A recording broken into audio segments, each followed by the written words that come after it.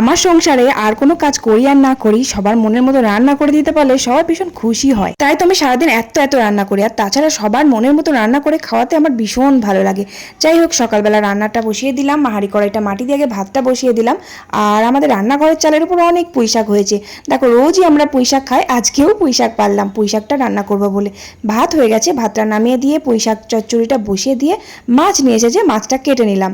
তারপর এদিকে পুঁইশাকটাও হয়ে গেছে, পুঁইশাকটা নামিয়ে নিলাম। আর মাছের ডিম ছিল, মাছের ডিমটা আলাদা পেঁয়াজ ছাড়া কিছুটা ভাজলাম, আর পেঁয়াজ দিয়ে কিছুটা ভাজলাম। পেঁয়াজ দিয়ে ভাজাটা আমার শ্বশুর মশাই ভীষণ ভালোবাসে, আর আমারও খুব ভালো লাগে। আর মাছগুলো হচ্ছে চারাপোনা মাছ, চারাপোনা মাছগুলো একটু সর্ষে পোস্ত বাটা দিয়ে ঝাল করলাম, আর একটু মুসুর ডাল করলাম। আর একটু টক না করলে তো চলেই না, প্রত্যেকদিন আমাদের টকটা হবেই হবে, গরমকাল তো টক খেতে ভীষণ ভালো লাগে।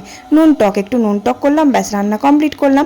রান্নাঘরটা ভালো করে ধুয়ে দিলাম আজকে, তারপর কড়াইটা মেজে ধুয়ে চান টান করে খেতে বসলাম। ভিডিওটা ভালো লাগলে একটা লাইক করো, টাটা।